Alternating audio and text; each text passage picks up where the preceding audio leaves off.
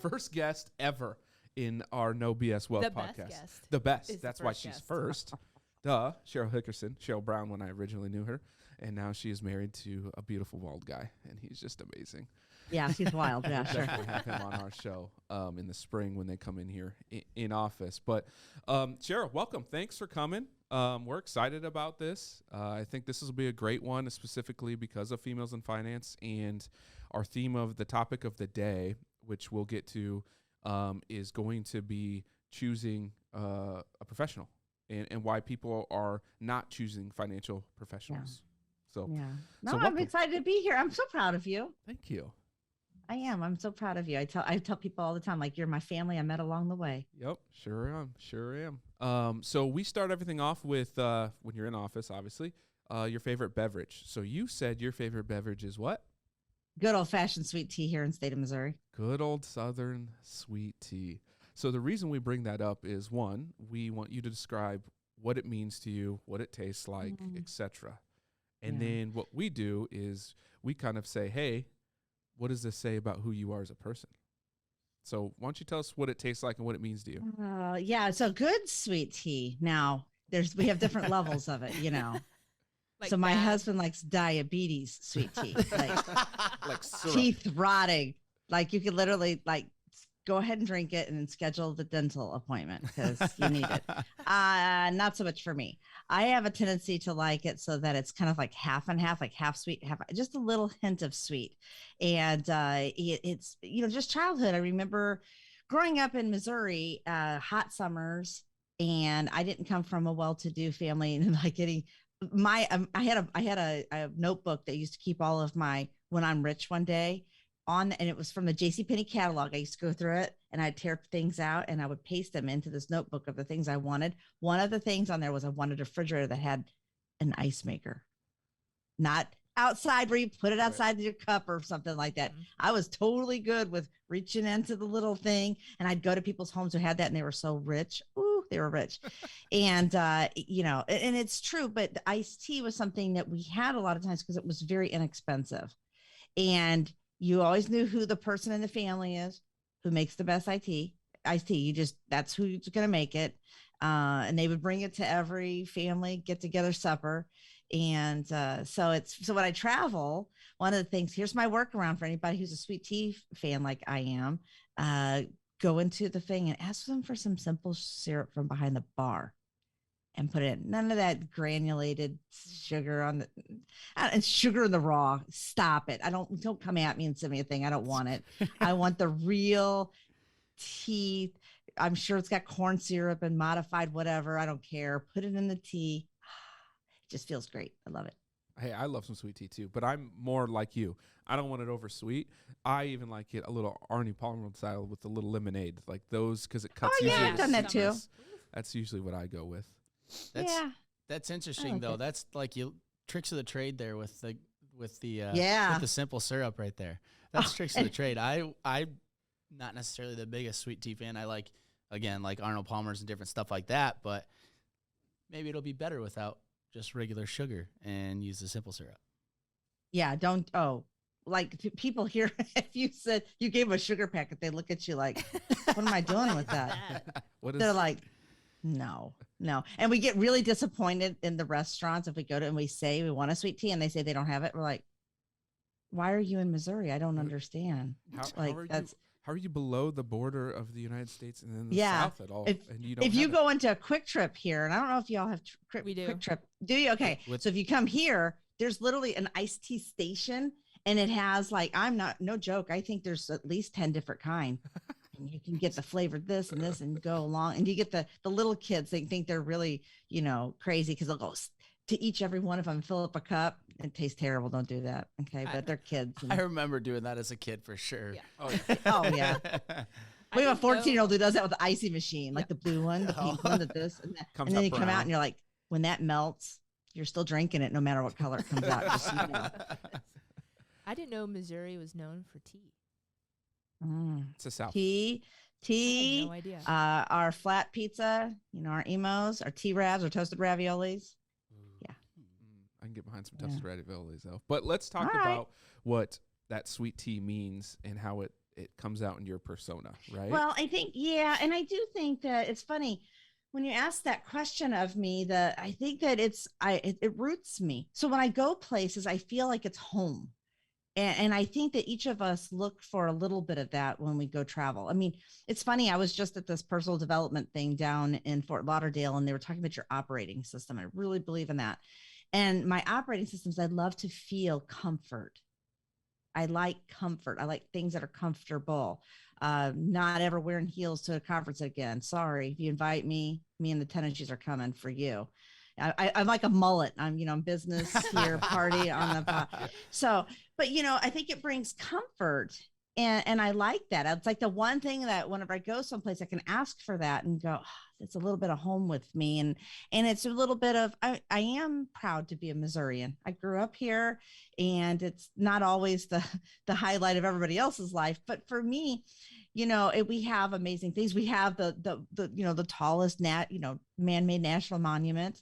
I know lots of weird things about the arch, but stuff like that, I think it just brings home to me. And as far as how it makes me, I think that how it relates to my business with females in finance, for example, community. Yeah. There's no place here in Missouri that you can go to. You go in anyone's home. If you came in my home, I would have tea. We always have it. Like, it's just staple in our house. And if I go into someone's home and they don't, I'm totally judgy. I'll leave and get in the car. I will get in the car and say to Daryl, I'm like, they didn't even have tea. And you don't even know if you can trust them. Are they really Missourians if they don't have their tea? So it's funny how, people do that, but it's community. I would definitely say the community, the home feel, family, right? It's your culture is part of it, but also the reason you don't like it super sweet is you're kind of that way too. You're sweet. You're sweet enough, but also you're gonna get shit done, right? You're gonna get the job done, right? And so I think that's the way with you and your tea is also. Yeah, I have enough sweetness to me, but also I'm also going to whatever needs to be done get done, and that's to me who you are. Aw. Oh my God! Now, don't you make me cry in this podcast? Don't you do it? Don't you do no it? crying. It's first guest. Shoot, do it. No crying in podcasts. Podcasting. But if it happens, it happens. But that's truly who you are to me, and I think it's hilarious, that sweet tea and how it all comes out to be. So, now let's get. We did that or vodka, so I thought the sweet tea sounded better, but no. Hey, vodka's great too, but it's 9 a.m. There's nothing wrong with Spiked Arnold Palmer's. Yeah, that's it.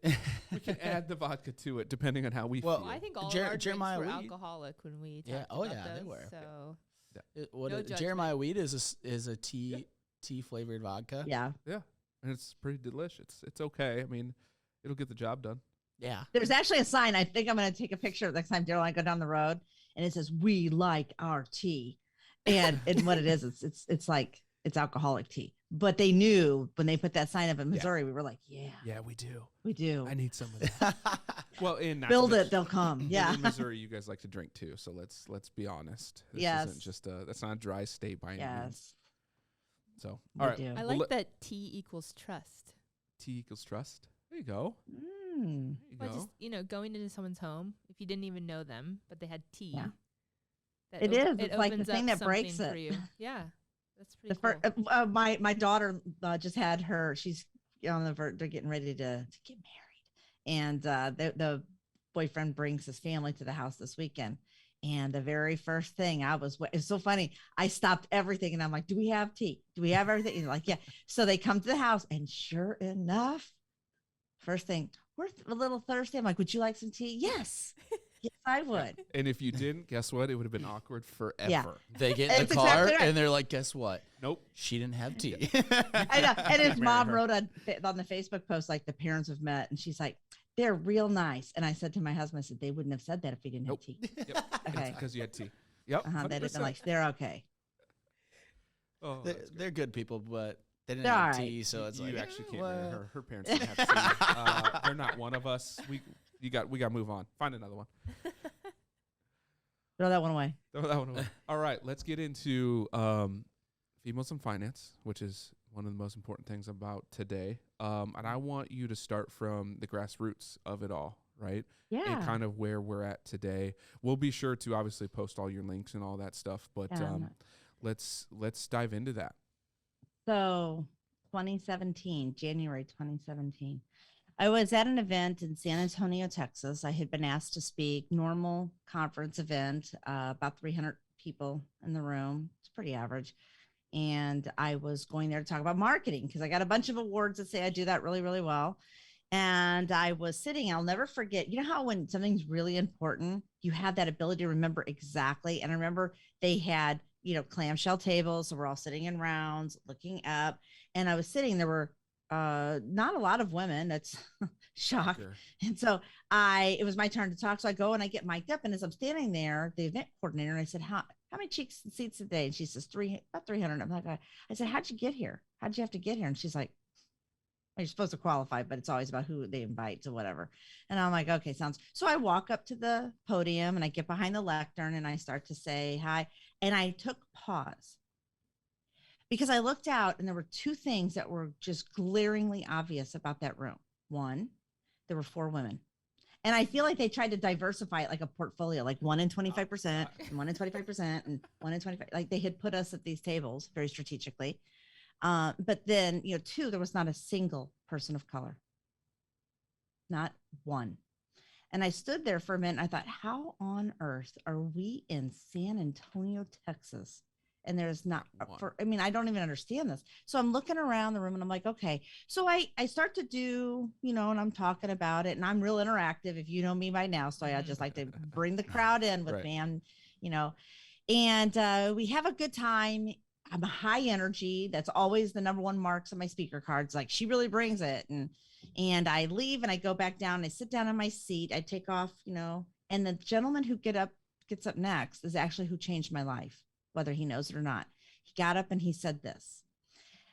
Wow, San Antonio, this is great. You guys have a lot of shopping here. And if I want to hold on to my retirement account, I better hold my wife's hand and, all through the stores. Otherwise she's going to spend it all. All the men laugh. The women did not. And I was very, very, because I thought, what are you talking about? I'm the one who manages the money in the house. Right. I don't know what you're talking about. And that I left San Antonio that day forever changed. And I got on a flight. I went home. And I want you to imagine somebody who's in pretty publicly in social media. And I erased 100% of my content. As in every single post I've ever made, it took me days. Every post, every article, every single thing, and said from this day forward, I'm only going to feature women and people of color in my stuff. And that's it. And away we went. And so Females in Finance was really birthed from the idea that I was tired of looking for what I needed, because what I didn't need was a club. We do not need another middle-aged white women's club either. I wanted a community of professionals who want to have an abundance mindset and come back and give back, who want to take some for themselves too, because we all want to, move up to that next, whatever it is, that rung for us. And then the third part of it was, how do we get everybody to get along? Because I was really tired of the fee-only planner yelling at the insurance commission person and acting like neither one of their work is either doesn't matter or theirs is better. How do we bring all of that together and structure it in a way we went? And so I just randomly one night, I started actually calling women. We started doing a sort of like an informal research. I wanted to understand really 4 main elements, and I had a couple bonus questions. So the first one was, how did you get here? I wanted to understand, how did you get recruited? And I called everybody from people who were creating the life insurance policies in the GUI, on the GUI system at insurance companies, all the way up to including CEOs of very, very large, investment and insurance organizations, to ask them, how did you get here? So what did the recruiting process look like for you? How did you train yourself? Was it proactive? Was it reactive? Do you have a mentor? What does that relationship look like today? Are you now still a mentee? Are you mentoring? And then I wanted to understand, did you advance? How did you advance your career? Because I was really interested in the retention. What did that look like on the inside that they keep telling us is so terrible?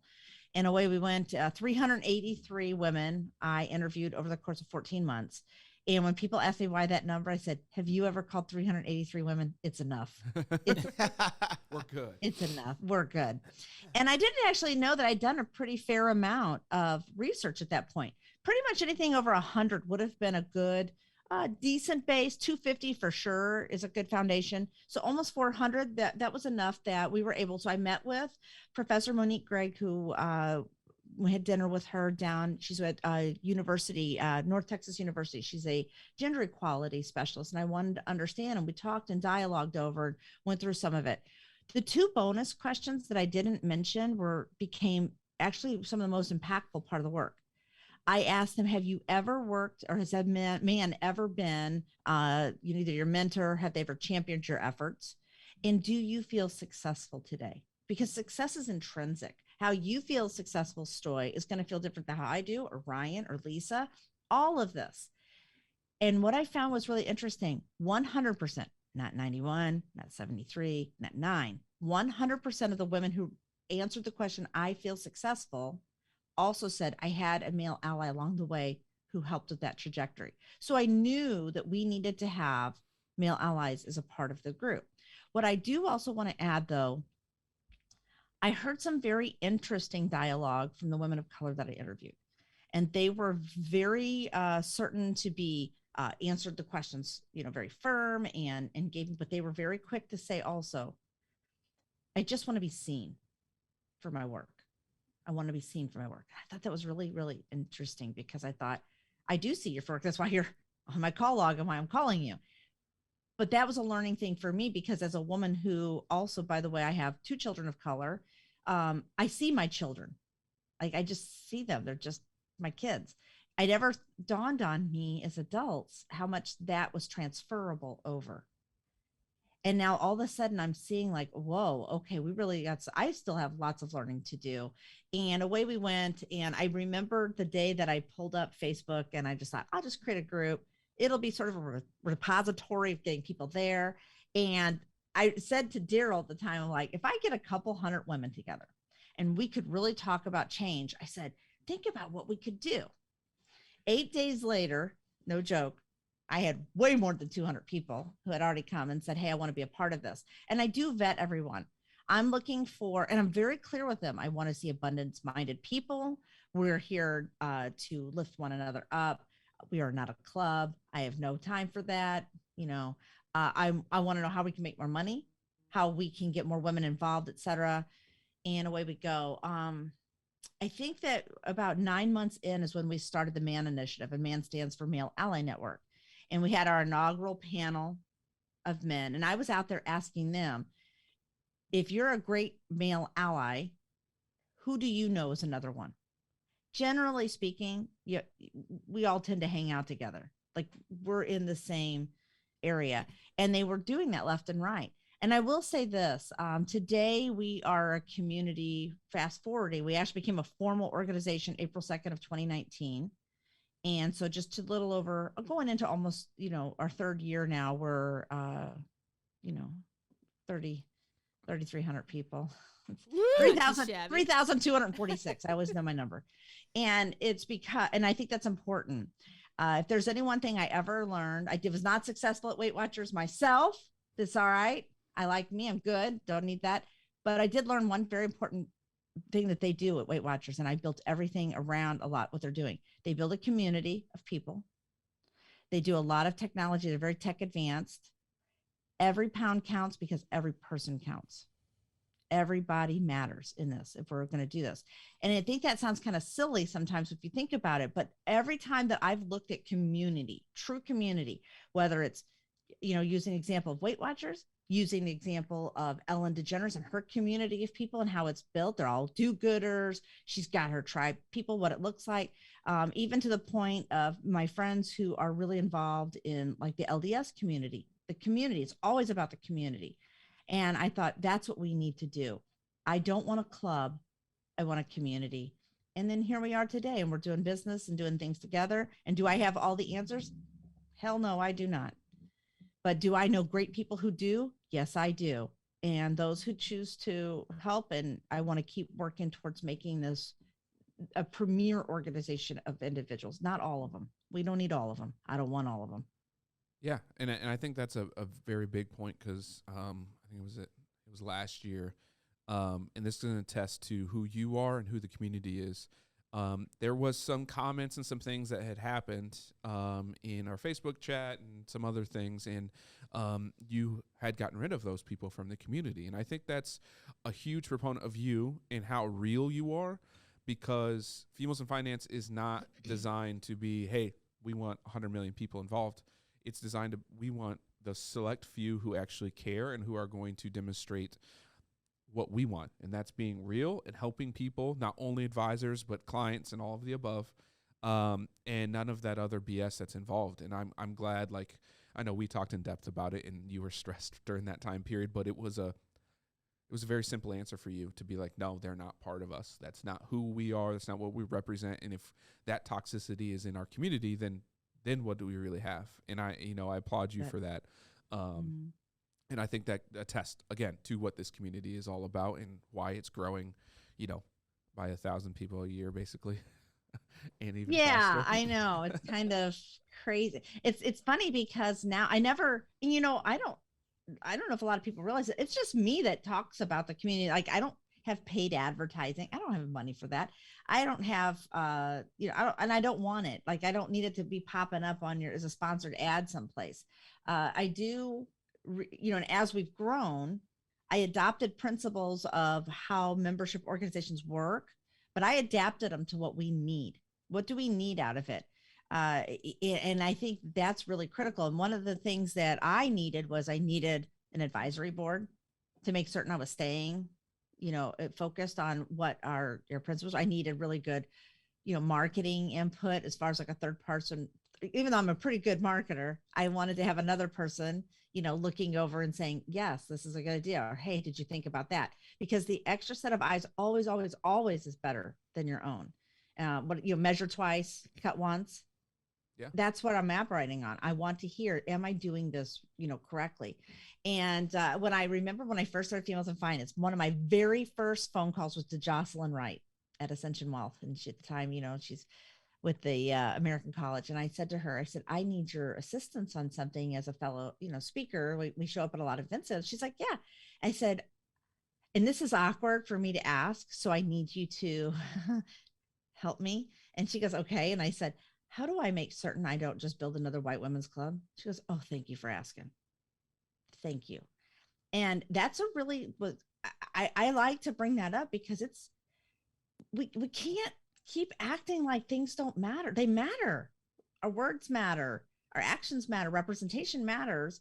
And here I am, even though I feel a strong ally in that space, I'm always vulnerable to the point of, am I doing the right thing? Am I saying the right thing? Am I being authentic? Because I promise I'm coming from that space. It's not fake or, contrived or, and she was very instrumental in being an advisor in that space early on for me. So I'd like to give credit where it's due. And it was Jocelyn. She's a rock star. And that's actually how I got involved with learning about Quad A, and I had started learning more about what, the work they were doing and how I met, got really more involved with Renee. So Renee Norris is on my advisory board, second year coming up. And she was somebody I just admired from afar. And now she's, just one of my greatest friends and personal advocates. So I just think that we need to be having open dialogue. And just because I'm going to tell this really quick, just because my focus is here does not discount other people. And I really hope that if there's anything, I don't care. You want to come join Females in Finance and we will love and hug on you and bring you in. Great. We'll meet you where you're at. But if there's any one thing that I promise that I want you to hear, anyone who's listening to this, whether you are an advisor, you work with an advisor, equity. Equity is the most important change factor out of anything we can do. And equity doesn't come at the cost of anyone else. I have 10 grandkids. My 2 older boys were getting ice cream one day. I told you the story, but this is the way I realized this is how easy it is. I scooped the ice cream into the bowls for the boys. I hand it to them. And Ava came over, their little sister. She's 6. Me too, Grandma. I want some. And I'm like, okay. So I grab another bowl down, scoop out. And as soon as she starts to walk away, she looks over and she comes like, hey, Jason Carter got more than me. And I said, oh, I'm sorry. And I reached in and I scooped it out, evened it out. And I said, does that look? And she goes, yep. And bye. And she's off, can't wait to find ice cream in my house every else. So keep it real around here, But my grandson walked over to me and he says, Grandma, he says, she's littler than me. Why should she get the same? And I said, what do you care? It didn't come out of your bowl. Why are you worried about that she got the scoop out of the ice cream bowl? And as soon as it literally, you could see the light click in his head. It did not come at his cost.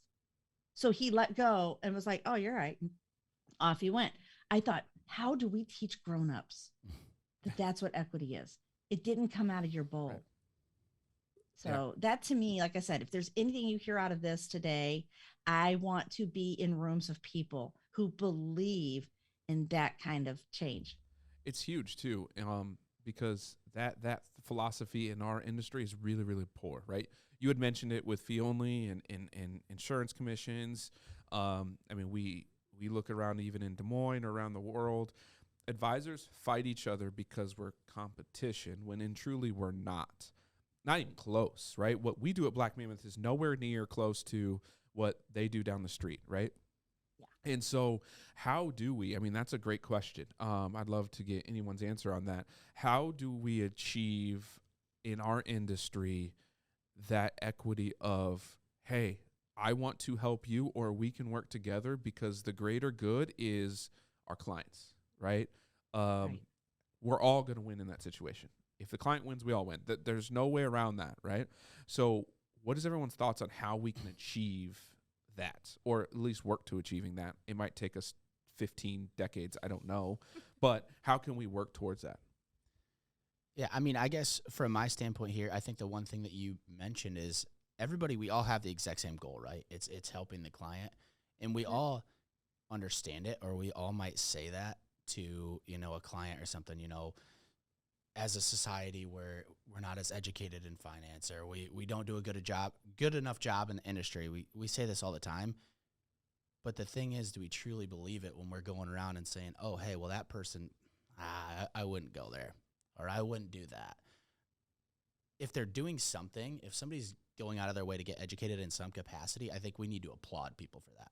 And I think that's what it really needs to come down to is no matter where somebody goes, no matter what their experience has been to this point, if they've even sat down with somebody, we need to acknowledge that as an industry as a whole and say, hey, you're doing the right things. You understand that you need to make a change for your future, and you're on a great path.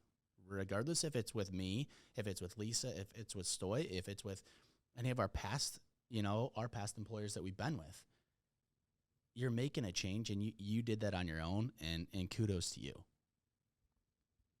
Yeah, and I think you talked about mindset early, like the abundance mindset, abundance versus scarcity. And I think that is in a lot of people's mind as an advisor, as their company, that they're trying to get as many people as they can versus, we're trying to find people that want to work with us, are excited to work with us. They're diverse that in thought and opinion, in all kinds of different things. And I think the abundance mindset, if we go at it in that way versus scarcity and there isn't enough, I think it'll be better for everybody and we can collaborate more, we can work together more. And in end, it serves the client and the people and the company if we go that route. And I think that's typically what's missing. Yeah, I think it's really interesting because there's dialogue that can be happening in every community today at varying levels. And a lot of them are not happening for a variety of reasons. Representation. We don't have people even to serve communities. And what I find is really interesting about that particular comment, a good example of this is that I had a very high-end attorney get very aggravated with me because we offer, if you want some finance, we have access to estate documentation services. Okay. These are for everyday people. These are so people that live in communities or subdivisions can keep their home. I'm so sick of the GoFundMes. I'm not kidding. I'm so tired of GoFundMe because it's awkward. Let's be honest. Yeah. The person who sets up the GoFundMe, it's awkward because you got to tell your friend, like, I'm going to help you. And the friend's like, it's awkward for them. Like, don't do that because I don't want people to know that we don't have money. It's awkward for me who's scrolling through the Facebook and like, I've already set up my donations for the month. I mean, right. I don't want to have to, and I shouldn't be put in a position where I want to do that. Let me make those choices. And the whole reason is that's representation. They didn't have somebody there that looked like them, sounded like them, that connected with them on a level that they needed. And yet we have professionals who will fight to the death of their brain and mind and soul that estate documentation is a terrible service, just as an example, terrible service. You're not going to serve them for $500 and get them set up. We're trying to keep them out of probate. Right. Or you charge $2,500 starting just to come in and to have a discussion and put things together. These families have very real needs. What is so wrong with our profession that your scarcity mentality is coming out at these high-end levels and you're not even serving the people that are in regular, everyday, sleepy communities that you're driving by? That's insane to me. And instead, and I see it a lot happen on FinTwit. I love a lot of you people on Twitter, but boy, I sit back and watch. Insurance people are terrible. Da da da da da da. Fee only people are terrible. Da da da da. It's like, stop, because that, I promise you, it affects our equity problems. Absolutely. And the whole theme of today of avoiding hiring professionals, us fighting each other on some petty bullshit, is the reason that people don't want to work with us. That's right. It's the reason that they are taking it upon themselves now to make all these financial decisions, which we all can agree to is not a good idea for the majority of people. No. We are the professionals. We're the experts. We put in, I don't even know how many hours we put in. Too many, probably, to be experts in what we do. And I think us fighting each other, specifically the insurance versus fee only, is the fact that they want to speak on something that is not their lane. And I don't get that, right?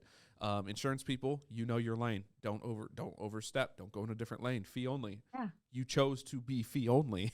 So stay in your lane and, let the rest of us who are fee-based do both and be okay with it. But truthfully, that's the reason people don't want to hire us, is because we are fighting with each other. Now they're sitting there going, who do I trust? What do I do?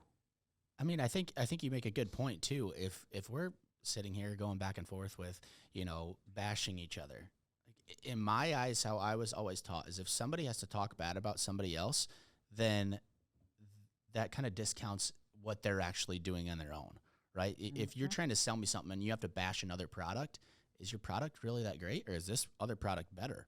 Because you're bashing it and you have to bash it to try and make yourself look better. And I think, why bash each other? Hype each other up a little bit and show how you're different. If you want somebody to work with you, make it somebody who actually wants to work with you and show them, hey, this is what we do. There's other options, but this is us. And any route that you choose to, provide a better future for yourself is going to be a great route. But this is what we do. But I think that go ahead. Oh, I was going to say, to your point, Ryan, here in Missouri, there's a freeway 94. There's a big billboard sign that I love that says, we're the #2 HVAC company. No joke. Yes. We are the second greatest HVAC company in the state of Missouri. And we like the people. It says, I mean, it's the best billboard I've ever seen because I want to do business with them just because they're so honest. We're the second best HVAC company in Missouri. And the other guys are just really good, but we are too, kind of thing. And it's like, right. It's so honest. It's like, who wouldn't give them a shot just because it's like you're the underdog, right. You just want to, but they didn't do it at the other person's expense. They said, yeah, they are good, but we're good too. And we'd love for you to also give us a chance.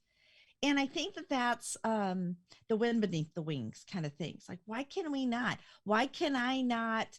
Andy Andrews always talks about the butterfly effect. Why can we not just flap the wings for someone if it means that later on Lisa's going to lift up and be that moment of lift, and I read a lot of books. So, that Melinda Gates talks about, but it's that moment of lift. And Melinda Gates talks about that. It's when somebody flapped that wing and it lifted hers, not mine. It gave her more momentum in that moment. That doesn't sound like a bad thing to me. And I see people who are pushing against it all the time that, you know, I'm not helping any of you. I'm out for me. You should have done better. You should have gone to school better. I don't want to hear the shoulda, coulda, wouldas. Is it really going to be like so much that we can't just say, hey, you know what? Because I'm a pretty big insurance person. What? I like insurance and it's okay. And you know what? I do a pretty good job at it. Did it for years, 3 decades worth. So I'm okay at that. Is it really so bad to say, hey, Sheryl, you did a good job helping this family stay in their house, helping that woman when her husband prematurely died and she's got enough money to stay in her house. That's what I'm always looking at. So I don't want anybody ending up homeless and bag ladies and cat. How do we always end up with those names as women? Or bag women, cat women, or there's always something like that, right? Men are like studs later on in life. Like they're living the bachelor life, but we're a bag lady and a cat lady. I say that I got 3 cats. So. Yeah. Well, I mean, because typically the male dies and then you come up with more cats. So I get it, right? Look out, Daryl. I wasn't going to say it, but you did. That's good. Lisa, what were you going to say? No, I just think, and we're talking about scarcity and abundance, and then I think representation matters. I mean, that's the other thing. Being an advisor on the side of it, I've been the only woman in the room many, many times. And then I can feel also on the client side, representation matters. Whether you're a woman, person of color, being able to see someone that you can relate to, I think that's a huge problem right now. Because you talk about like also being part of your group, belonging, like that was something as a new advisor I was looking for. And clients too want to feel valued and like they belong somewhere. And I think that's just as important. And I don't think our industry is really great at it. Oh no. And I can tell you right now, and people say that they want to improve their bottom line and grow their practice.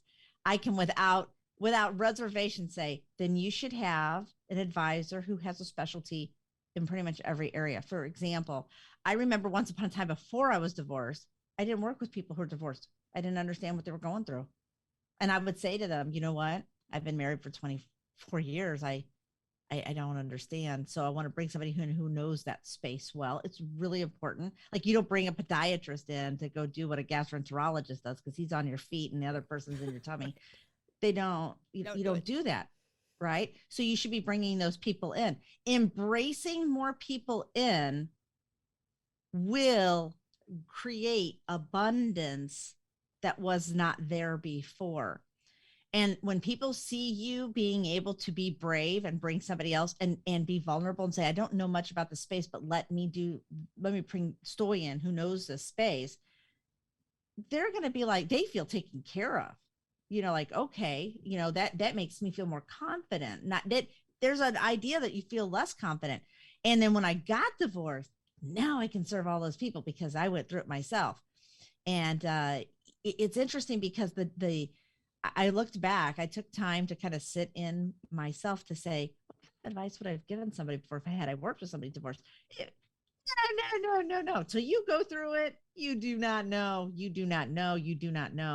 And now I feel much, more confident to be able to dialogue in that space. But I'll tell you right now, if somebody came to me and said, a good example of this, and I think I might have had a dialogue when I wanted to build something that was very inclusive. So let's talk about inclusivity, because I think this is important too.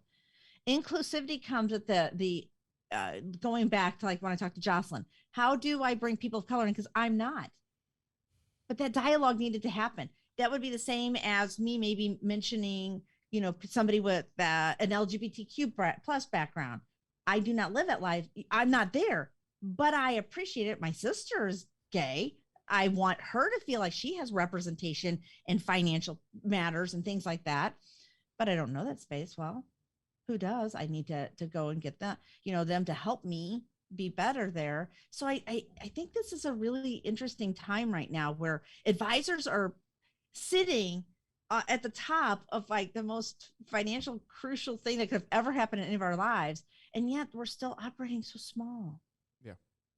We're so small and inside our own space instead of expanding out and saying, hey, Stoy, you know what? I have a fee only practice too, and I really need some help with this. And you do this well. Would you help me?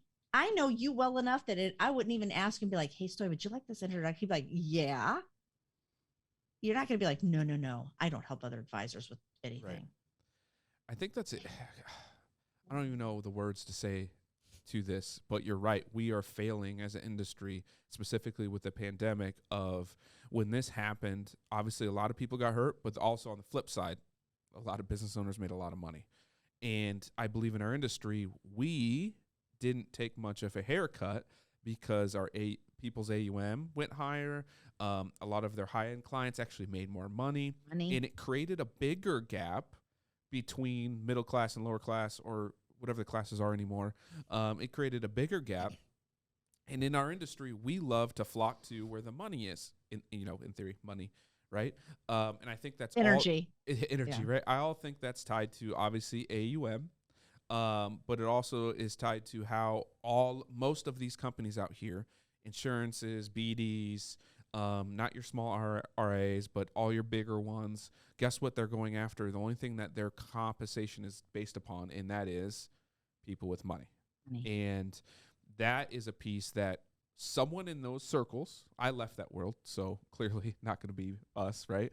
But people in those circles need to understand that there's other places for you to go. You can start your own firms. It doesn't matter. But there's other people out there who can help you achieve and work with those people that you truly want to work with, even in the realm that you are in right now. And not be afraid of, one, compliance. Don't be afraid of going out there and just talking to others. And you hit it the nail 100% on the head of, we as advisors need to grow our own networks to work with each other. Who cares? What does it matter? There's things out there that we're not good at. So why wouldn't we tell our client, and this is how we operate, we're a team. Our team's going to take care of you. We're not CPAs, but we have a CPA firm that does, or we can work with any CPA firms of saying, you know what, client, we're not the experts in this. We're going to bring the experts in, right, and get it done. On the back end, hey, expert, by the way, let's come up with an agreement that we can share this revenue, right, or whatever it takes, because you're going to make money. As the expert, you're only giving this little piece that is part of it. As an expert, we have to handle all of the phone calls and Slacks and emails and the day-to-days. Seems like a win-win, doesn't it? That needs to happen more, but advisors are too quiet and in their own little shells, right?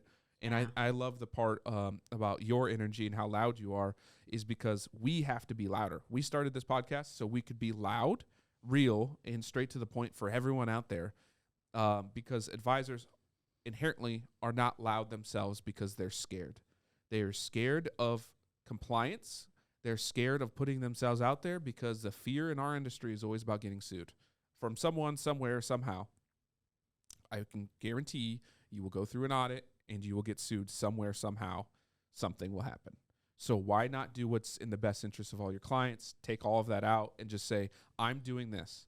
Guess what happens when you have to go face an audit or a judge or whatever? If you laid out, hey, I did this, I got this expert, I did this, I did all of these things because it was to my knowledge, the best thing I could ever do for these people, it's not going to come back and bite you because you've done exactly what your duty is to do. And if you're not doing that, well, then, yeah, you might want to be scared and run. Or join a firm and start to relax and get forward with that.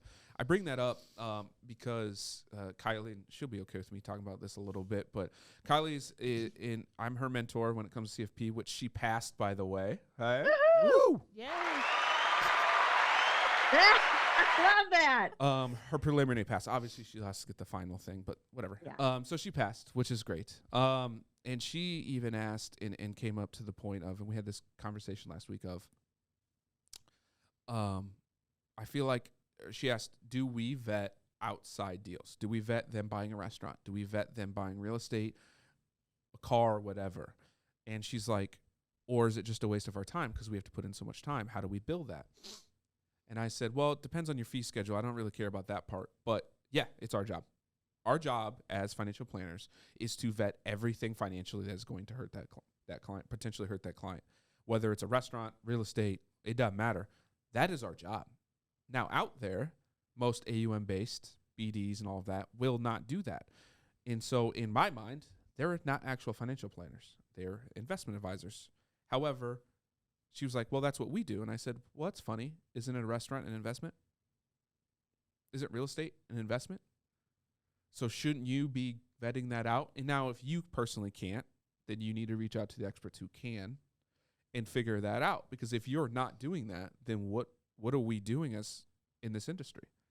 If we're only sticking to these mutual funds and whatnot, then in stocks and bonds, then what are we doing? And she went, well, those are alternatives. And I said, first of all, get alternatives out of your mouth, because alternatives is a marketing term that all of the wirehouses and all that came up with to deem them more risky, to make people afraid of doing alternatives. So therefore, we have to have them as investors that you can't touch it. Well, let's think about this. Stocks, bonds, mutual funds. Stocks are of companies, right?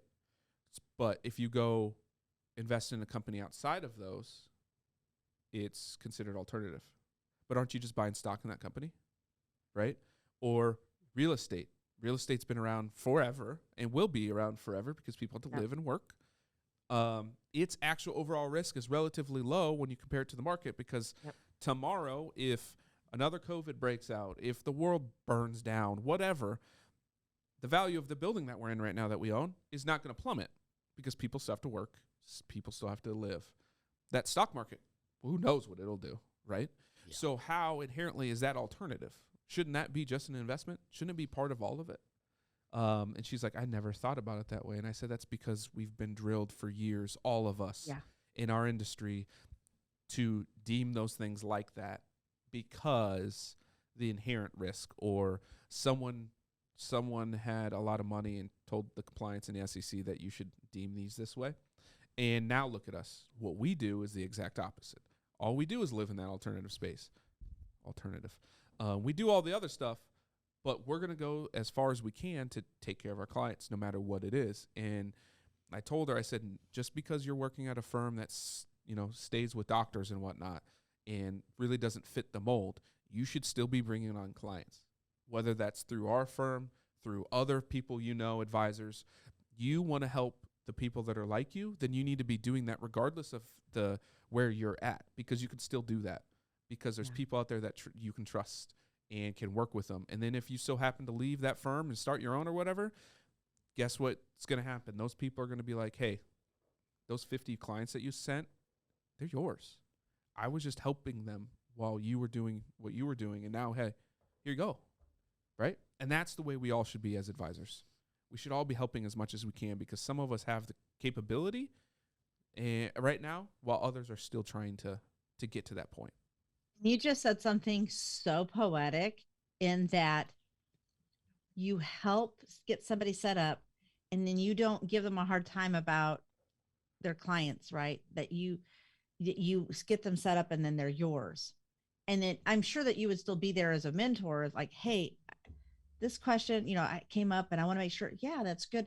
And you're there's a guiding light to kind of keep them going on. I'm going to correlate that over to the risk management side. I used to go into and do a lot of going into fee-based advisors and things of that nature. And I thought one of the things that was really interesting to me was the ones who would tell me, oh, we don't do insurance.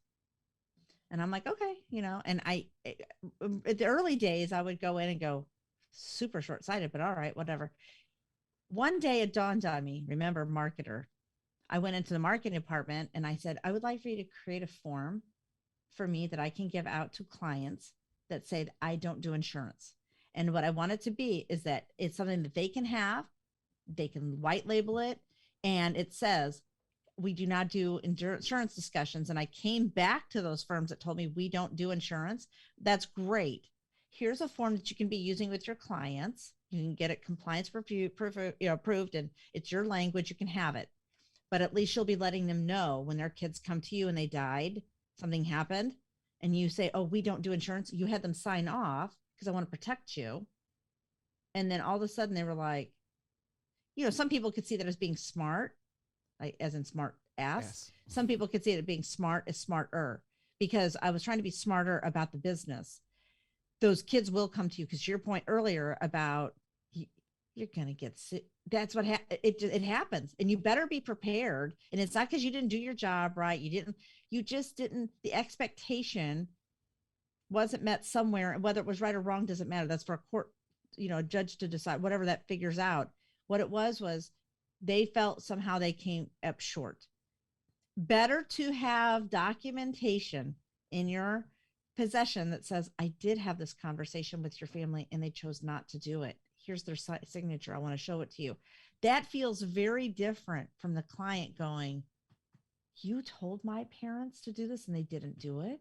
Yeah, we did. That the minute that I flipped the script on having that risk management dialogue and saying to them, have them sign this form, then they saw it as a protection as for them. Because, and you know what? I'm going to work that back to how everything I do at Females in Finance is always what's in it for them. What's in it for Lisa to be a member of our organization? She gets mentorship. She gets to hang out with people who are doing this work. She can ask questions and no one's mean to her about it or thinks, oh, Lisa. What's in it for Stoy to be a member of Females in Finance? What's in it for him?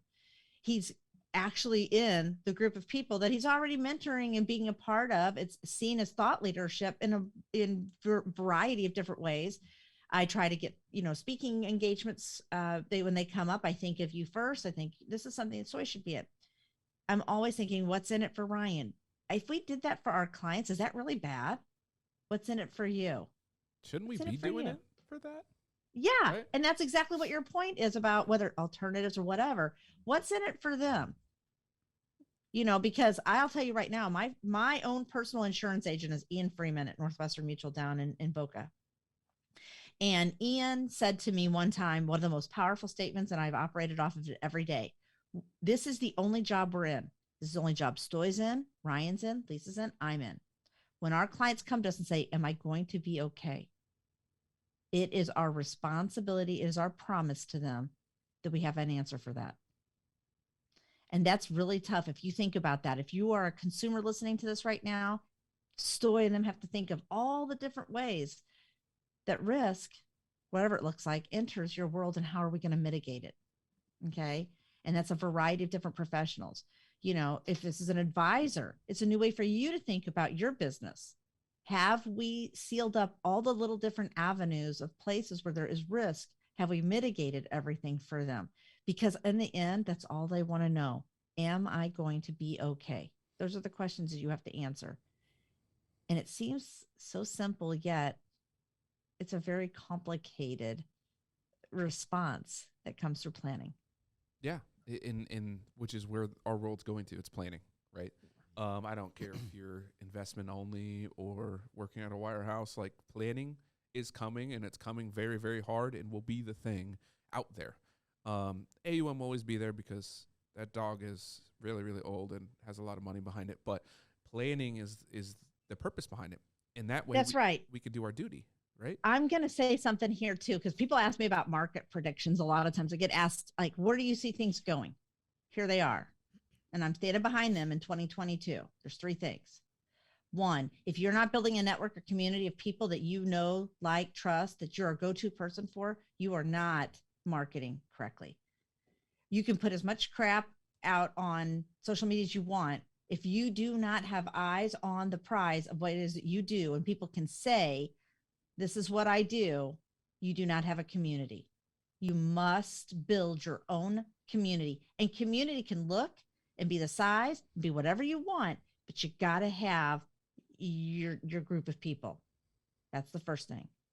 I think that the second thing that every single person should be listening to right now very closely is anybody who has a name that sounds like this: financial wellness, financial literacy, financial advocate, financial consultant, financial coaching. Promise you right now, they are the Trojan horse that is moving in. And they're doing it so slow. And you think, they're just doing that Dave Ramsey stuff. They're just doing that, whatever. I promise you. And we don't even agree with it. Like, I got to tell you right now, I mean, there's a lot of that stuff that I look at and go, this is terrible. But everyday people don't get time with a Stoy. Everyday people don't get time with. So try to be thinking about your business in bringing those financial educators into your planning practice, befriending them, working with them together. They could also be the people who junior plan out everything else that's going on from a local community sense too. I think this is a very, very big thing. And I think you can really make your mark in your community as the go-to firm because you're working with those individuals who have the ears. People make fun of them on TikTok and people make fun of them on Snapchat and people don't. I promise you this, there's a difference and very few people will know what it is. I hope and I wish for advisors to listen to those individuals and befriend them in a way that makes sense to your practice. Do not belittle them because they are serving a very certain group of people who are following their advice.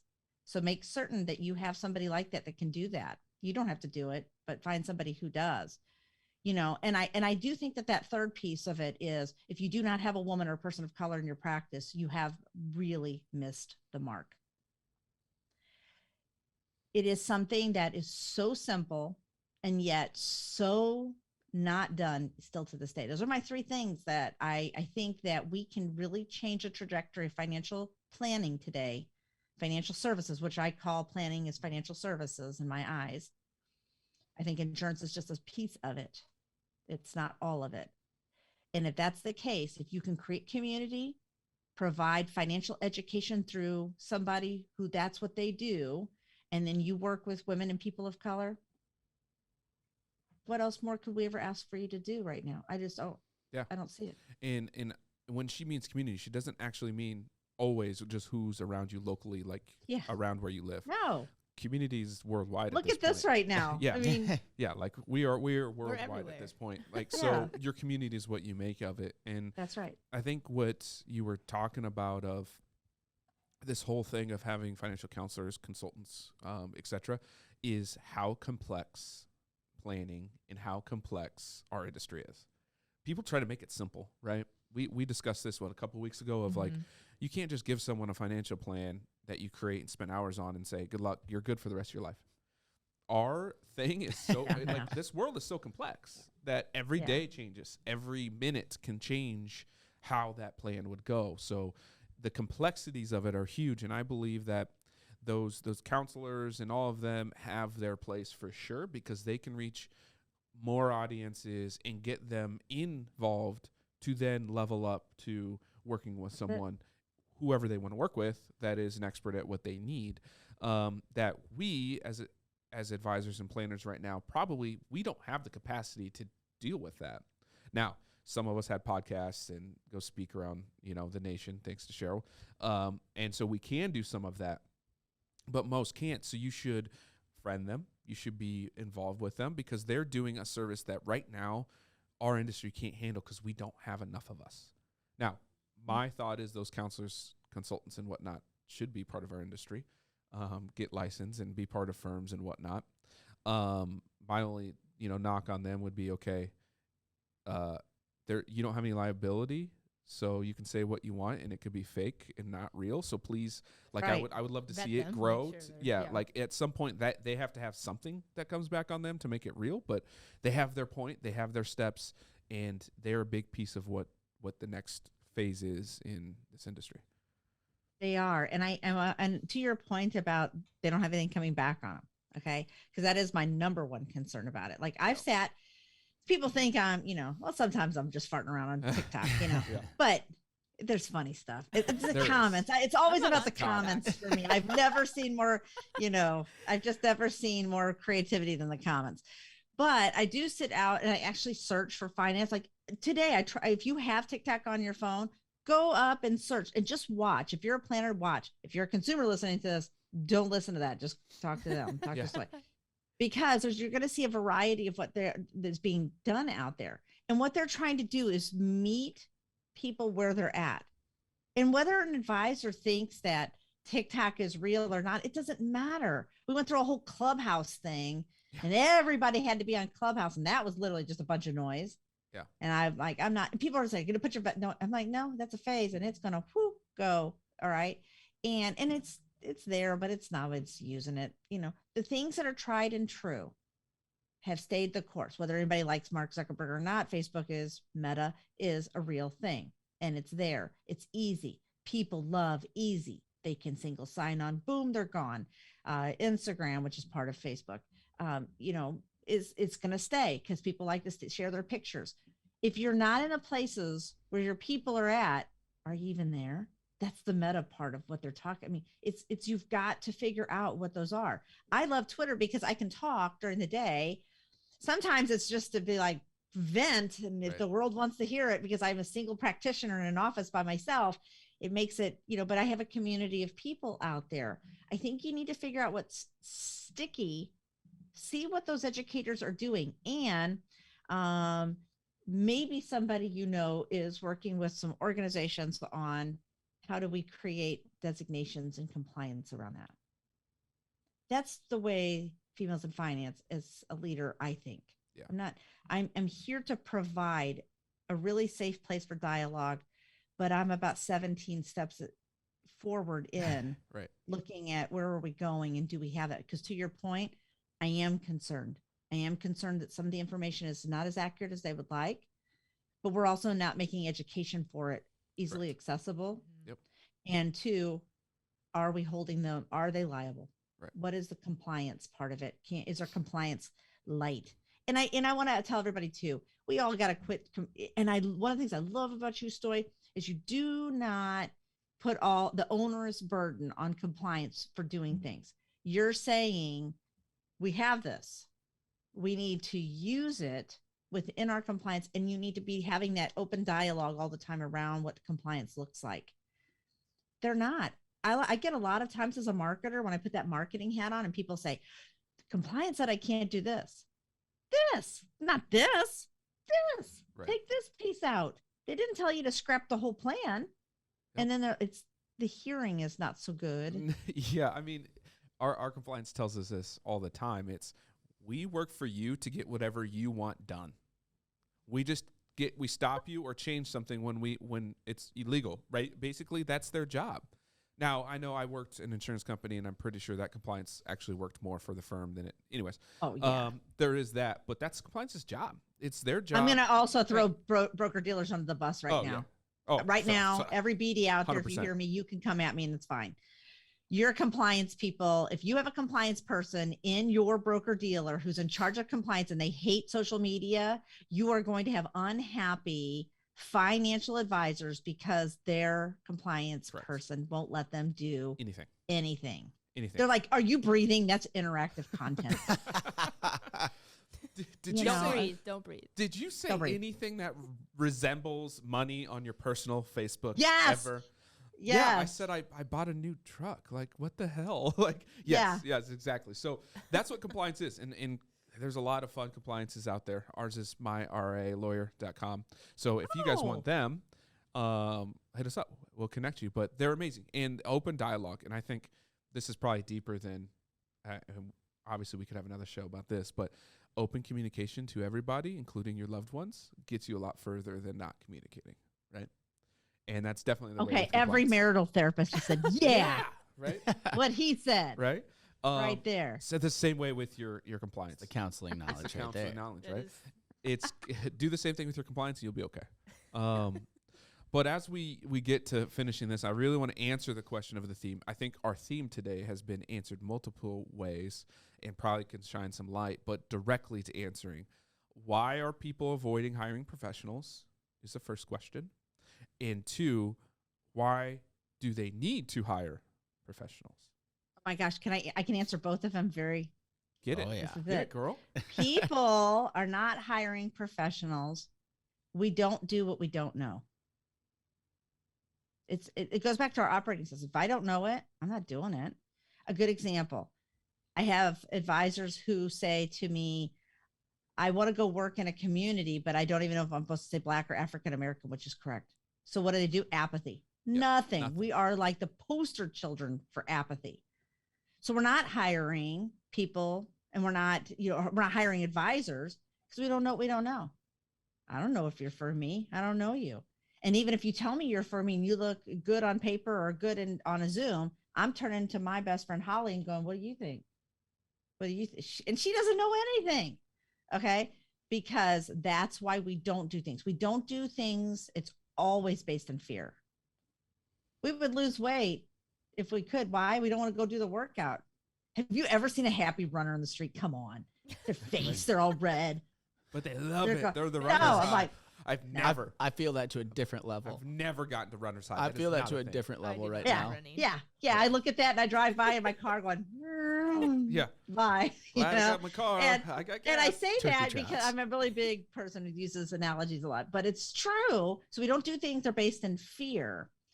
And if you want to change that, the only way you can change it is through thought leadership. And you can only do those in two ways: write it and speak it. So if we're not out speaking in languages of people that how they can understand, okay, they're not going to make a single change, because I'm tuning you out because you're not in my world. When I open it up, when you hear me, see me, what I'm doing, then I'm listening. I'm very in tune. I'm going to give you a good example of how things can happen. There was a TikTok. I know the TikTok. You just got to go there. There's a TikTok, and there's a gentleman that I follow. He has, I adopted 2 children of color. I knew nothing about hair. Hair is a very, very culturally important part of growing up. I knew nothing about it. And I got a lot of people who were very judgmental about this, that, and the other. So I saw this gentleman had adopted this little girl, and he was doing her hair. And I very immediately went to the comments, because my fear, because was judgy. Instead, it was, can I give you some advice? If you use a wider brim comb tooth, it'll be easier. Otherwise, you're damaging her hair when you're pulling it back. If you've tried this, it will be a lot better, the emollients for her hair when you're putting that on. He was so grateful for all of the advice. He's like, I'm just sitting here reading the comments because it's helping me. And that's it. I was able to tune in when something spoke to me, and I just tune out. And the sooner we can remember that. So if people are not coming to your stuff, they don't hear it because it's not talking to them. Turn it off. It's just noise. What are you doing that's for me? So we're not hiring the right people because we don't speak their language and they're not us. And I think that clients, at the same time, we also have to start being really comfortable. I made a comment the other day. I wrote it down even because I didn't realize it was such a big deal. And you know me, I always got my notebook. Hold on. I was talking to a woman at One America. She's in charge of DEI. And I said, we need to make vulnerability more accessible in financial services. It needs to stop being a low ticket item. It needs to stop being opinions from the cheap seats. Yep. It needs to start being, I don't know how to do X, or I feel X, or I would like to do X, whatever it is. That doesn't give anybody the right to come in and be like, oh, look. Instead, it's, you know what, I got you. And that's what our clients need. That's why they're not hiring. That's not why they're not coming in, because you're not allowing them the vulnerability to come in and say, hey, I'm terrible with money. Like, nobody got up today and said that I know. And anybody who's terrible with $5, they're terrible with $5,000. They're terrible with $5 million. Agreed. And that's like, so we're always trying to change our systems, improve them as much as we can. I want you guys to speak about what we did a couple weeks ago with our process, right? And I think it hits upon exactly that vulnerability piece. What did we add, or what did we focus on for our new process? So it's adding in and acknowledging the big wins, being vulnerable and getting us back the homework piece. I mean, homework is a huge part of this so we can do our job. Waiting, letting somebody really take in what we talked about. What did we talk about? You guys can, you and your spouse can talk about this for a week or so, and then we'll send out this homework. But when we send this out, we say, hey, we understand that this is a very vulnerable task for you to do. If you need our help, we're here. And then continually acknowledging those big wins. That's, I think, a big thing that we're definitely adding into our practice moving forward. Oh, yeah. Yeah, I mean, the money conversation is emotional, right? They're going through maybe lots of different things or have had bad experiences in the past. So it's giving them time to be able to share their story, which I think is really important, versus us just saying this is who we are, this is what we do, and learning about them and being able to acknowledge that we're going to help them with their progress and get them to a better place. And it's an emotional time, and we're here to guide them on that path. And I think we need to do a better job of that. I think that's wonderful. My husband works with debt. So he actually works with advisors like Stoy and all of you, Lisa and Ryan. And debt is a very dirty, terrible feeling. And I have to tell you, we were talking earlier about the tea. So my husband's previous life, he was a physical therapist. He dealt with people in pain. He has an amazing ability to sit with somebody as they tell you the most painful things they've done. And he doesn't make you feel bad. He acknowledges where you're at, that you can be better. And he celebrates when the clients that he's working with. And like, for example, he works with advisors because he will show up as like, I'm part of Stoy's office, right? He's got his own, but they don't need to know that because it doesn't make any difference. And what he'll do is if they've paid off certain points of their stuff, he goes out and says, hey, good job on that. I know it's been rough. You can keep doing this. You got this. Okay. And that's what he did as a physical therapist. Like you come in and all of a sudden you did your exercises, you did your homework, Ryan. And then they're like, yeah, you're getting better. Good job. It's funny how remedial kindergarten rules seem to be, but they're so profound in who we are later on in life. Like be kind to people, say please and thank you, clap for the other person. If you lose, make sure they get an atta girl and an atta boy. Those are very real. And if you can build very simple, processes behind things like that, that goes back to Stoy's question about why would I want to work with you? Because you see me. You see me. There's an entire force, but you see me there. So do you think our industries as a whole is we don't have very much empathy, or like, is it because so many advisors out there are only in it for their own money and really truly not in it for the people? Yeah. I think that the ones who do best are show more empathy. I do think that, I'm not going to sit here on some, altruistic, place of we have to do everything pro bono because we got the lights got to be paid on. We got things like that. That's ridiculous. And I think everybody should be paid paid for what they've done. But at the same time, does payment have to come at the expense of somebody else? I hear it in the little side notes of things, what people say. And it's like, oh, they charge fees based on how much somebody has for assets. And it's like, yeah. And I kind of sit back and go, it sounds kind of like a commission, but okay, I'm going to leave that one alone because that gets them really riled up. But I'm sure I'll get an at me at this. Yep. That's fine. But I think that the more that we can sit in a space of, I see you, I see you, I see you. A good example is going back to Daryl for a quick second, only because he had somebody he had an advisor who he's working with right now today, a CFP. And she had a client that came to her, and that those finances they don't want to tell you about, the ones in that book, that folder on the computer that nobody can see. Yeah. $200,000 worth of unsecured debt. No joke. Okay. And she was like, okay, well, that's a problem. Let's go through, we got to figure that out. And she was so kind, but she brought in, and Daryl came in and it was more of a, hey, tell me about this. What's this about? And he's really interested in what the behavior is. Right. Because no matter what the advisor does, if you don't fix that behavior, it's gonna happen again. She's gonna have this. This is gonna happen again. It doesn't matter how many times he's gonna help her get out them out of debt, And I think that, but he's able to stop. And what he did that I thought was really, really smart is bringing her in on the wins. Hey, so-and-so did this. You may want to give them a, hey, good job. And then they do. So I think to your point, the empathy part, being empathetic, is just magical. It doesn't cost anything. Like if you look at your bottom line business expense, $0. Where do we get that in our marketing and stuff? A $0 marketing expense? Right. Unheard of. Yeah. to be kind costs nothing. Right. And I'll tell you this. So for those listening who are like, but it's a time and everything. All right. So here we go. Let's talk about that. Yeah. You can do it in Gmail. You do it in Outlook. You can do whatever. I don't care what you use. You can pre-set up your birthday things or pre-set up. You can set up a Google alert today with your client's name that alert you every time they do something. They ran a race. Hey, good job. Or hey, they bought what, it doesn't matter. You're going to get alerts on what they're doing. You can pre-set them up to go out.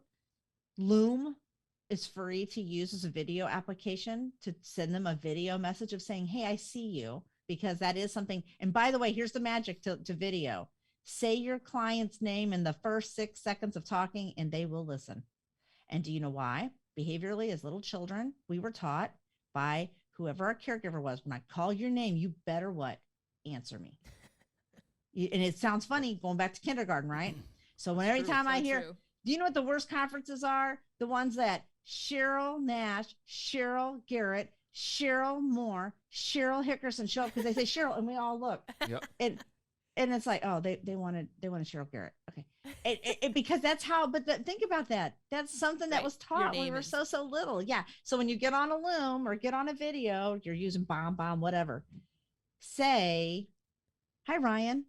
Ryan's immediately already been pre-programmed to listen to whatever you're about to say. The most important thing you need to say comes right after that. Hi, Ryan. Time to get that annual review set up. I'm going to put my calendar link in this email. I need you to get it done, okay? And just tell them what you want and say, hope you have a good day. Bye. Out. They'll do it. They'll do it. And if you got a millennial, text them. They're not opening that email. Just send them a text. They don't have email. I think that even comes in, even without the video. You made a great point. Like if somebody puts in an email and doesn't say, hi, Ryan to me, or hey, Ryan initially, I just assume, okay, it's just another email, and I'll look at the other first ones. Name. Yeah, exactly. I'll look at the other ones first, right? Or just says hi. Don't say your name. Oh, and for anybody else on here, please, for the women, stop saying, hey, lovely, hey, beautiful, hey, sis, hey, lady, hey, girl, hey.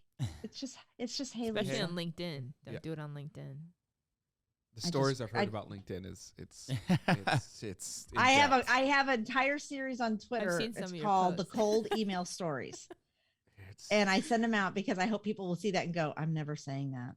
Yeah, don't say that. So, I mean, like I said, I have a realistic business brain that says empathy's good, empathy's good, but you've got to be smart in how you do it. Yep. Right. Okay. Don't be creepy, please. I love the ones that, I will tell you something about females in finance. One thing we do is if anybody comes into the email box or the LinkedIn boxes, especially, and says, I saw your eyes, I guarantee those women are cutting that thing out and putting it there going, stay away from weirdo, this one. And so don't do that. Yeah, for sure. Well, why don't you summarize this up a little bit, and then we'll end with what's coming new and fresh from Females in Finance. Yeah, absolutely. So I've been taking notes as we go down here. One of the big things that kind of stuck out as you were talking about Females in Finance, Sheryl, that really sat home with me, and it comes back to that sweet tea and that community aspect of things, is you always hear it takes a village, right? It takes a village to raise a family. It takes a village to raise children. You have that village with you, with your advisory board, with other delegates around the country doing these things with you, and you understand that you can't necessarily do this alone. You need other people surrounding you. So that, again, that sweet tea, that home feeling, now you're still creating that home feeling within that community, within your advisory board, and going along with that advisory board, delegating to other experts. So I've always been told if somebody works at a Chevy dealership and they're a car salesman, they should probably drive a Chevy. They're selling Chevys, they should probably sell a Chevy.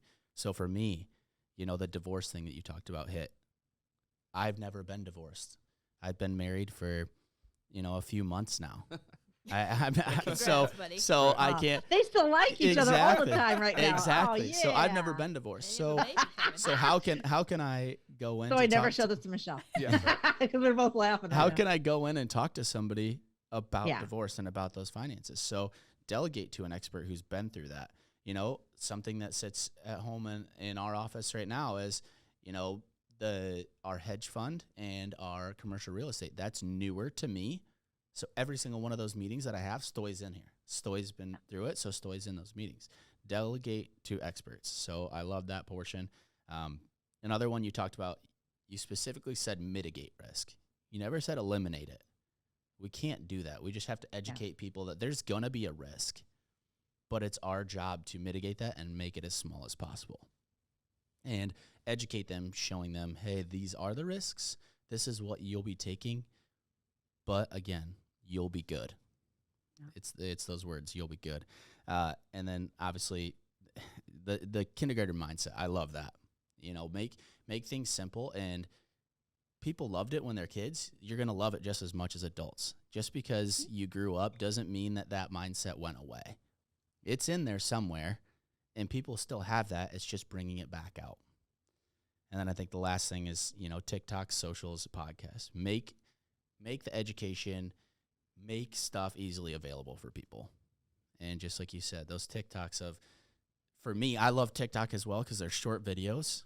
It's short, it's quick, I can watch it, and then I can scroll right past.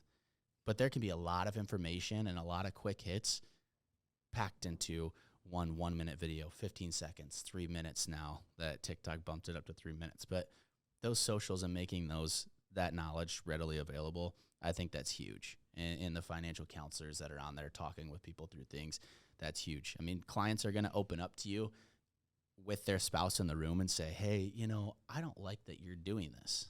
We've seen it several times where they might not tell them at home, but right in front of you, you're going to be a counselor right there. And you have to be able to understand that situation and talk with that client. So that's kind of the summary that I've had. I love the mission and everything behind Females in Finance. I think opening up the industry to that equity that we talked about, that's what needs to happen. Let's not battle each other. Let's work with each other and let's make a change. Lisa? Yeah, I just wanted to add more of a story. So when you first met me, I will never forget it. We had a one-on-one meeting via Zoom, but I felt, as a new advisor, I felt welcomed. I thought you listened to me extremely well, and we just had such a great conversation. And I think I just wanted to share that with everybody, that's what your organization is about. And as advisors, like I strive to have that sense of feeling that I got when I'm sitting across from a client. The other thing you did that really meant a lot to me was introduce me to other people. So again, going to other experts. So I still remember my conversations with other people that you introduced me to over email or LinkedIn. And it was just a network you were creating, helping me build my network at the time. So that for me, I have never forgotten those moments. And I strive to have that feeling and experience when I'm sitting across from clients as well. So I just wanted to thank you. And I think you're doing great for the industry, especially me being a woman and looking for other women. Don't make me cry. I'm not looking for other women to be a part of and to feel that sense of belonging. So thank you for that. Always my pleasure. So what's coming down the pipe for Females in Finance over the next quarter? Oh, let's see. So a couple of things. One is we're going to be making an announcement in mid-January. So I'll just share here first that Exclusive. We are going to be announcing the Fearless Pledge. I've been alluding to it for about a year now. It's been sitting there. And we are going to go out and be challenging organizations to make pledges between now and January 1st of 2025 to hire, mentor, train, advance 100,000 women. And we are going to be there as a support system for that. And that is, to Lisa's point, our network is extremely valuable. Media opportunities are very valuable in our group. We want to welcome women in. I'm very female centric first, but DEI is a very, very close second component to that, of course. And so I'm excited because it's the first time. And I know that it's a good goal because I'm scared to death. Oh yeah.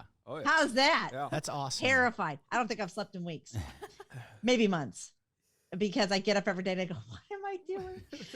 Oh yeah, that. And so, yeah, we're going to be going out. So if you are an organization and you want to hire, or you want to mentor, you want to train, you want to advance women within the financial services profession, which includes planning, but insurance, investments, and actuary and accounting and estate planning and all of that stuff that has to do with money, please, please, please feel free to reach out to me.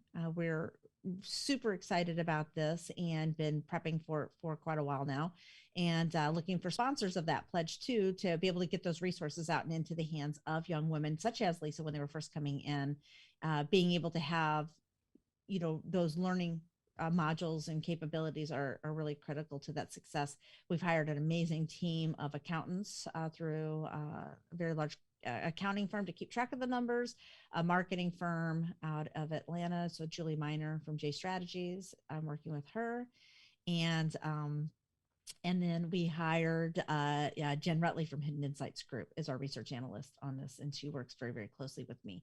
And I want to give a shout out to Shauna Ohm from Content 151, who also did all of the logo reporting. Shauna. You guys need to get on with her on Twitter. She's hilarious. Aside from being really good at her job outside of that, she is hilarious. And she's a Bears fan, which is. And if you go to Chicago, she's going to make you drink Malort. Malort. Yeah, don't drink Malort. Oh, my Lord. I had Malort when I was I'm going to go off topic here, but Denver for a bachelor party, and they had Malort. I was like, I'll try anything. If you could put stomach vial and battery acid together and take a shot of it, is exactly what Malort is. However, when you first take it, you're like, oh, that's not so. It's not that bad. Oh, and it never goes away. It doesn't go away for like an hour. It never goes away. Oh, my Lord. It never goes away. I think Daryl ate an entire plate of like pretzel things, and it never got, he was like, all night. So yeah, Malort. And she's a trooper. So she is, she's very gritty and resilient, but we'll I did Shauna work will with be her. on, for sure. Shauna will be in there. And tell me when that happens too. I can't wait. So that's one of our big announcements. The next one is that we're opening up a direct to consumer space for our advisors. So our preferred, our Community Plus members, it's $9 a month to be a member of Community Plus. It's, it's something that we want to, I get a lot of people from a search engine, obviously looking for female financial advisors, but we'll be creating another community for the consumers who are looking for a lot of that, and then letting all of you lead the charge of educating them. And we're there to help be a community member manager for you. I do really well in that space, and it's not what everybody else always does well. So let me build it, and then you come and you do education and you get clients from that. And that's what we're there to do. Just for only $9 a month? That's it? $9 a month. Yeah. And I'll tell you something. People said to me, and they'll say, how come it's not free? Okay, let me explain that. I'm actually going to share why. Good. So we have a freemium version today where you can get in and go to the Facebook group. You can go on our site. If I get, media opportunities, we actually give quite a bit of that away. And I will tell you that when we were the ones that we started charging for Community Plus, that's where you're getting a lot more of the deeper networking, the masterminds, the opportunities for business and things like that. The consumer market will be a part of Community Plus, because you only use and value what you have some investment in yourself. If you gave away all the planning in the world, people wouldn't appreciate or actually even use the planning that you do. So it's just goes back to that point. We have amazing, so we're always looking for sponsors. If people would love to be a sponsor of Females in Finance, because I would love to talk with you, because otherwise, the first year was me educating, me doing a lot of the things, a lot of hats that first year. And so I'm really pleased to see where it's come. And it's come about because I've gone back to the community and dipped in and said, Stoy, what do you need to be successful? Lisa, what do you need to be successful? To Lisa's point, I'm very good at connecting people when I hear them doing something like, have you met so-and-so? They're sort of on the same path, and it would be a really good mentoring opportunity or connection for you. And I was really pleased to hear that happened. So the big two for us next year in focus is, as I mentioned, I'm going bullish in on making certain that we have communities and teaching advisors how to build community, how to use those financial educators to the best of their ability, and getting them, sort of brought into different planning spaces. And then of course, hiring and training more women, people of color. And that's where the pledge comes in. So, and outside of that, nothing. I got 10 grandkids, man. Right. Speaking of the number 10, we're going to do something that no one knows of. I just came up with. Is it? Yeah. Well, we're using it. It's my jersey number. No BS Wealth.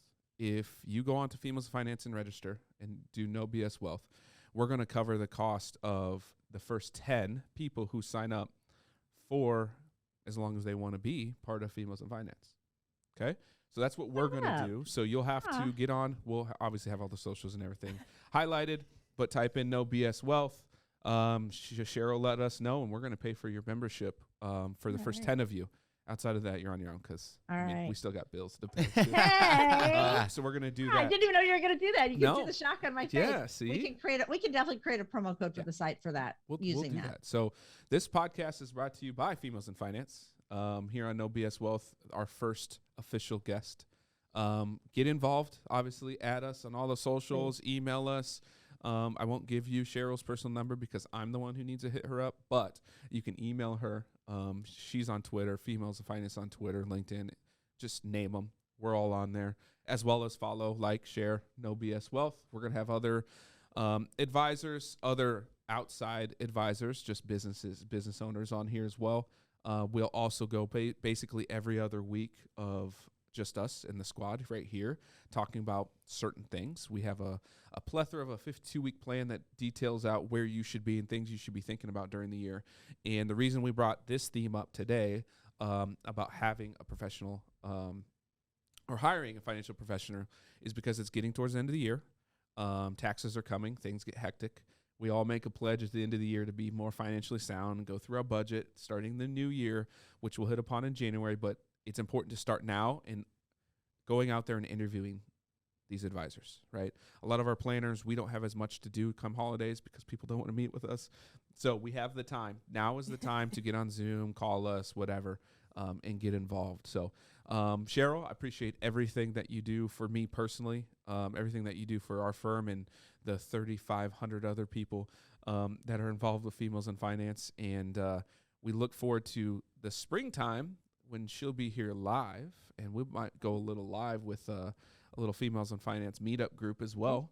And some sweet tea. And some sweet tea. I'll have sweet tea. I was going to bring it. I'll be honest. I was just going to bring it. Just going to bring it. Yeah, because we're in Iowa. Yours Sweet will be tea's I can drive there and I'll just have my jugs of tea in the back, so I know better. So we definitely appreciate it. And appreciate everything that you do. You know, you are my family. I tell you that all the time, and we just adore you and love you. And anything we can do to lift you up, let us know. And others watching, this is the kind of people you get to hang out with all day. It's fun. All day, every day.